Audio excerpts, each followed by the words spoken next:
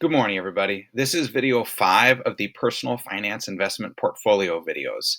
For this particular video, we're going to be focusing on stocks. It's important to note that we went from one end of the risk spectrum, from the cash investments like checking accounts, savings accounts, and we talked briefly on money market accounts. This is on the opposite extreme of that risk scale. Fewer Americans invest in individual stocks. Recognize that individual stocks does represent a much higher level of risk, but with that risk, as we found, comes the potential for far higher gains as well. Now, recognize that most banks and brokerage companies you can invest in. However, with stocks, you can't exactly go up to a Vanguard ATM and invest like you could with your checking account or even savings account at a Chase bank. However, you can do all of these functions online. Now, recognize that the feature that I have here is Tesla. If you were to purchase one share of Tesla, you would spend $811.29. Recognize that not all stocks cost this much. Yes, the higher growth stocks like Amazon, Facebook can cost $200, $800, sometimes $2,000 a share.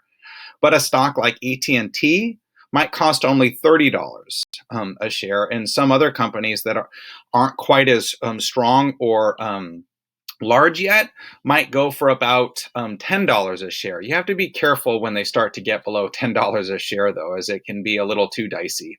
But recognize that the value alone isn't in the stock price, and we'll get more to that in a moment. Now, when you buy a stock, recognize that you become part owner of that company. Now, recognize most of us are very small owners of that company, but it is a part owner of the company.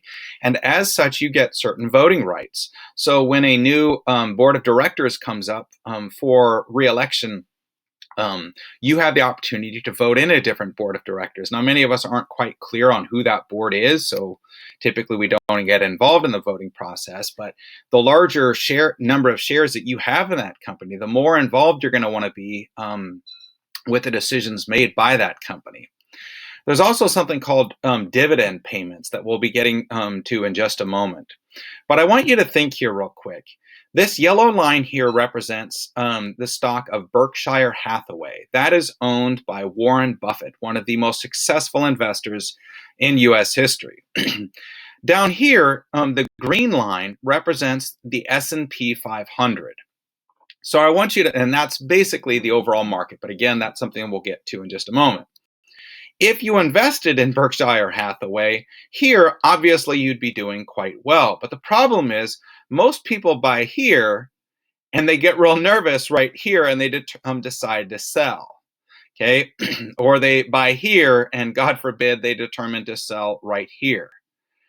I'm going to make the same suggestion to you that Warren Buffett would. If you're going to get into the wild world of individual stocks, when you buy stock, make sure that it's a really good company, and the variety of different ways to do that: rising profits, a low PE ratio, a brand that you regularly consume and the American people are very happy with. Those, I think, are the best rules of thumb. There's a lot more to it than just that, but those are pretty good ways to determine, hey, this is a good stock. And once you buy that, recognize that you're going to endure some incredible losses at times here. Okay, my suggestion to you is to hold it for years and years. Stocks aren't meant to be dumped after a day or a month or even a few years. Most investors indicate that if you're going to buy a stock, you need to be willing to hold it for 5 to 10 years, if not longer. And by that point, you can many good companies, in fact, most good companies, will bounce their way back. Not all, hence the risk of the individual stocks. Now, I want to talk with you about dividends.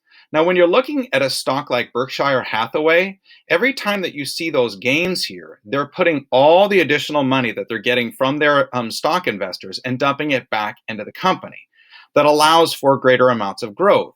But if you're a company like ExxonMobil down here, which represents the lighter teal line, that's a oil company, obviously, sells a good deal of our gas in the country.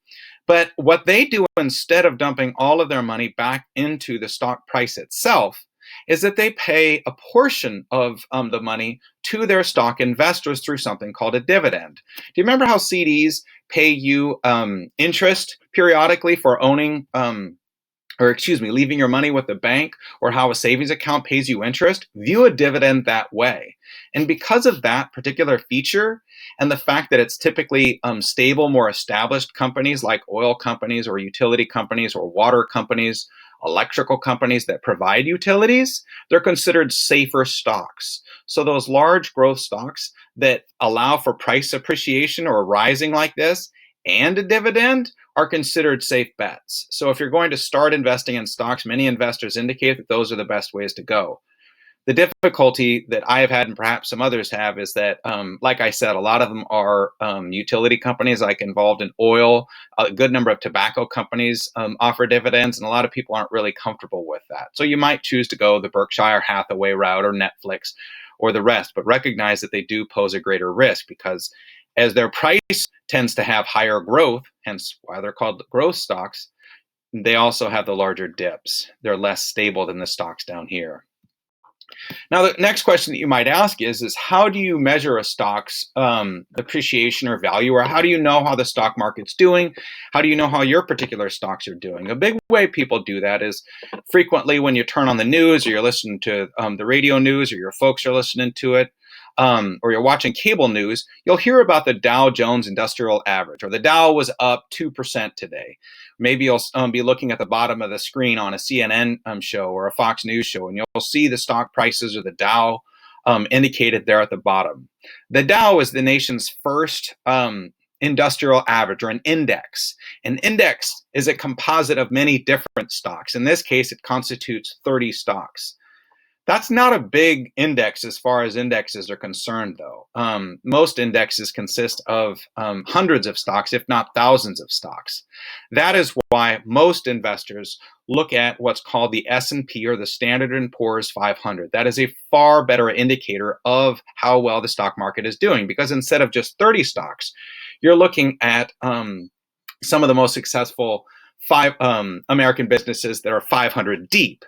So that gives you a better sense of how they're doing. And many investors, in fact, Warren Buffett included, argues that the average investor shouldn't invest in stocks, but he should, however, invest in the S&P 500. And the reason for that, guys, is the S&P 500 is the best, not the best, but one of the best indicators of the market as a whole. So if the American stock market as a whole, meaning 500 of American businesses, are doing relatively whole on average, you're going to be doing well. So when they say that the S&P 500 is up 2% and you own the S&P 500 index, that's an index that you have through one of these brokerage companies like Vanguard that we brought up earlier, or your bank, well, then your value is up 2%. So if you were only able to put in $100, well, now you're at $102. That might not sound like much, but that can go up pretty darn quickly. Because if by the end of the year it's up 10%, well, now you have $10. You reinvest that $10, and maybe in the while you put more of your paycheck into that. Those gains start to build, so that 10% growth over time can get pretty broad. A way to think about it, if you invested like $100 in a certain kind of stock, that can earn you thousands, tens of thousands, even hundreds of thousands, depending upon how far back you invested it. This is one of the big reasons why big investors like Warren Buffett say, buy and hold. That's something that you'll frequently hear them say, and I think there's great value in that. Now, many folks, though, if you're buying individual stocks as opposed to an index like the S&P 500, the big reason why you're buying an individual stock, folks, is that you feel that your stock can do better than the overall market. So, for instance, this is Tesla's stock, and it is up 245% over the last 5 years, whereas the S&P 500 is only up 39%. But again, what I want you to pay attention to is that the S&P 500 is a relatively flat yellow line here. You've got a dip here, just like it's a dip here with blue, but I want you to notice the level of that dip. Here you have Tesla, a far more dramatic dip than you have with the S&P 500. So you have to ask yourself, one of the things that we've been looking at is risk, right? So if you're looking at risk, okay, you're looking at the level of loss that you're comfortable with, because if you invested right here, you would have lost far, far more than if you would have invested at the top of the S&P 500. because nobody is able to look at the entire thing and go, and understand exactly when to do that. That's what's called timing the market. It's far better to simply invest periodically in a stock than rather to try to time it, because we can't see into the future of how stocks are going. But recognize when you invest in a stock, you are investing in the future. You're ultimately believing that that stock's value will continue to rise, but that's not always the case. So that's something you really want to be thinking about relative to that. Also, a big thing to keep in mind: Tesla's stock is currently at $817 a share. There was a point this year where it was below $200 a share. So that is an enormous variation in price, or what's called a standard deviation. And that's something to pay attention to as well when you're buying a stock. Sometimes it's referred to as beta, and that has to do with how volatile the stock is relative to the rest of the market. Another way to look at the value of a stock to ensure that you're getting a good value for it is something called PE ratio. Now, a lot of folks get caught up in the price, but the price only tells you so much. I'll give you an example about what I mean by that. Netflix stock at the time of this specific screenshot was going for $385.03. But the price to earnings ratio for it was 137.51. Now, they show you how to look at that. The PE ratio is the market price per share, so this 385, divided by the earnings per share. Put simply, folks, they look at the company's overall cash coming into the company relative to the price of the share. Now, if the company's earning tremendous amounts of money, okay, and the price is going up rapidly, it should have a much lower PE ratio. The S&P 500, or the average S&P 500 stock, guys, goes for about 20 price to earnings ratio. In other words, folks, this is when you buy a stock like Netflix that has a PE ratio of 100 plus. Sometimes you'll see PE ratios of like 700 plus. Recognize that it's the equivalent of going into a really fancy clothing store and buying a shirt for like $150 that to you might not be a whole lot of different than buying a similar shirt at Target for $5. They might be able to last just as long as the other, but you're spending a whole lot more. Why? Because of the brand. You believe that you'll get a lot more value out of this particular Nordstrom shirt or Gucci shirt, but it might just be made precisely the same. So you have to look at things like the price to earnings ratio, as well as, like I said, the 52-week range, because if you buy it at the top of the range, like if this were $423.21, that's something else you might want to pay attention to. But a big one is that PE ratio. Recognize as well, I was talking about mutual funds earlier. Like I said, most Americans do not buy individual stocks. They invest in something called mutual funds. So recognize how they work here. You have multiple investors here investing in many different companies at the same time. I'll get more into that a little bit more in depth later, but recognize that stocks are the riskiest method of investment. So you really have to be clear with yourself about the level of volatility or price loss that you're comfortable with. Stocks have the most potential for gains, but as we discussed, that also means that they have the greatest risk involved as well. Thanks so much for your time, and I hope you found this informative.